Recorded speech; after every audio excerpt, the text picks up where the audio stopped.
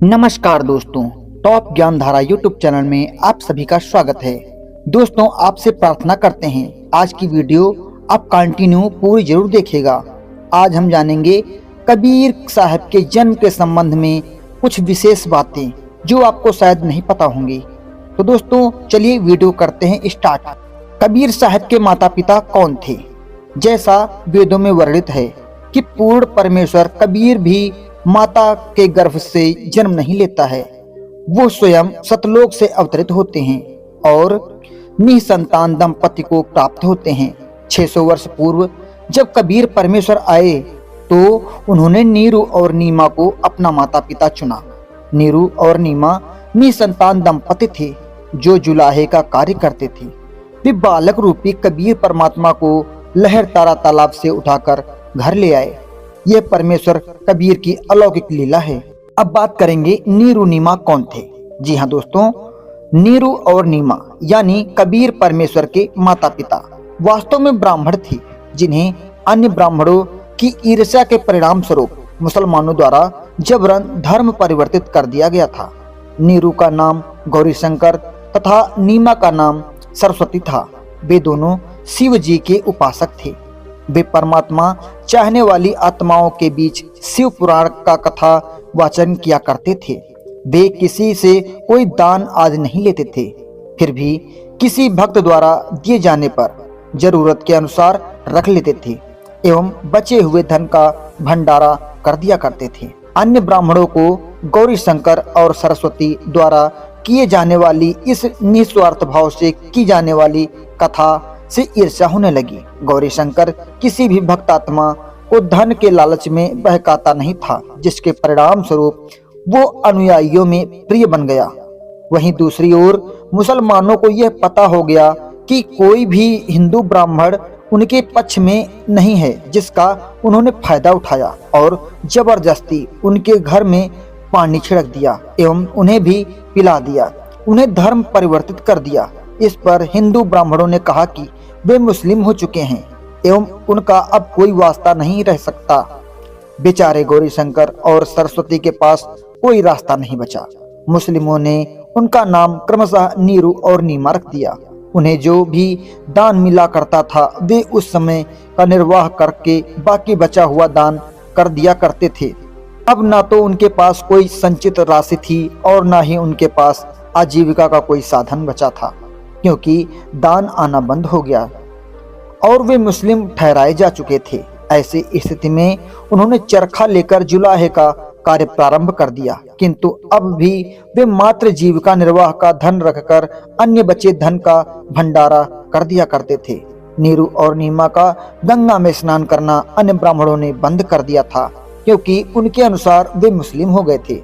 अब हम जानेंगे कि पूर्ण परमात्मा कबीर साहब कहाँ प्रकट हुए। कबीर परमेश्वर का प्राकट्य। कलयुग में कबीर साहब काशी में लहर तारा तालाब पर अवतरित हुए थे। लहर तारा तालाब में जल गंगा नदी का ही आता था। वर्ष 1398 विक्रम संवत 1455 को ज्येष्ठ की पूर्णिमा के दिन कबीर साहब कमल के पुष्प पर अवतरित हुए। इस घटना के गवाह ऋषि अष्टानंद हुए, जो स्वामी रामानंद जी के शिष्य थे। वे अपनी साधना करने के लिए तालाब के किनारे बैठे हुए थे और अचानक उन्होंने आकाश से तीव्र प्रकाश उतरता और कमल के पुष्प पर सिमटता हुआ देखा, जिससे आंखें चौंधिया गईं। काशी में गंगा नदी की लहरों से लहर तारा तालाब, जो कि एक बड़ा तालाब था, भर जाता था। वो सदा गंगा के पवित्र जल से भरा रहता था। तालाब में कमल पुष्प उगते थे। ज्येष्ठ मास की पूर्णिमा को सन 1398 विक्रमी संवत 1455 को सुबह ब्रह्म मुहूर्त में, जो कि सूर्योदय से लगभग 1.5 घंटे पहले होता है, कबीर परमेश्वर सतलोक से सशरीर आकर शिशु रूप में लहर तारा तालाब के ही कमल के पुष्प में विराजमान हुए। इस घटना के प्रत्यक्ष दृष्टा स्वामी रामानंद जी के शिष्य ऋषि अष्टानंद जी थे, जो प्रतिदिन सुबह वहां साधना के लिए जाते थे। उन्होंने तेज प्रकाश उतरता देखा। उस तीव्र प्रकाश से सारा लहर तारा तालाब जगमग हो उठा एवं स्वयं ऋषि अष्टानंद की आंखें चौंधिया गईं। उन्होंने वो प्रकाश एक कोने में सिमटते देखा। अष्टानंद जी ने सोचा कि यह मेरी भक्ति की उपलब्धि है या कुछ अन्य अवतार अवतरित हुआ है। ऐसा सोचते हुए वे अपने गुरुदेव के पास पहुंचे। यहाँ नीरू और नीमा गंगा नदी में नहाने से रोक दिए जाने के कारण लहर तालाब में नहाने जाने लगे, क्योंकि उसमें भी गंगा का ही स्वच्छ जल रहता था। चूंकि वे निसंतान थे, अतः बालक रूप में कबीर साहब को देखकर अति प्रसन्न हुए। नीमा ने शिशु रूप में आए परमात्मा को हृदय से लगाया।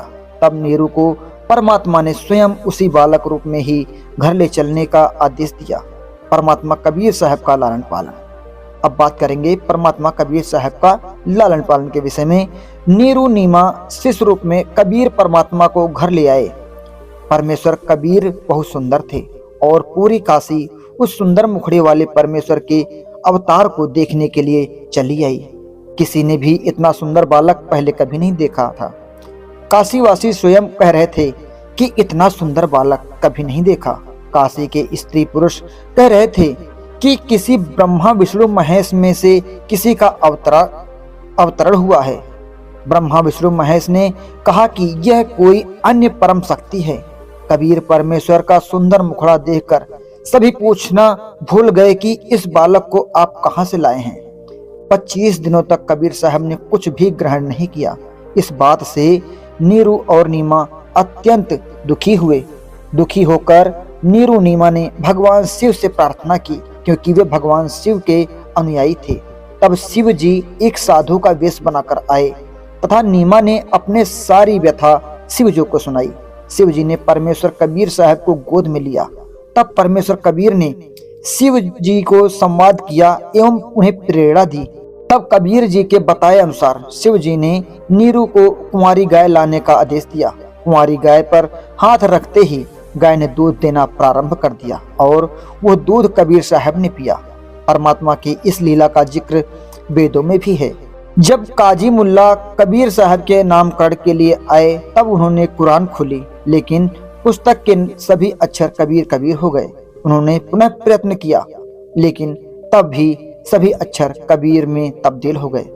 तब उनका नाम कबीर रखकर ही चल पड़े। इस तरह कबीर परमात्मा ने अपना नाम स्वयं कबीर रखा। तो दोस्तों, आज की वीडियो आपको कैसी लगी? उम्मीद करता हूँ कि वीडियो पसंद आई होगी। अगर वीडियो पसंद आई है तो वीडियो को लाइक करें, साथ ही हमारे चैनल को भी सब्सक्राइब करें। नेक्स्ट पार्ट हम अगली वीडियो में डालेंगे, आप वीडियो को देखना मत भूलिएगा।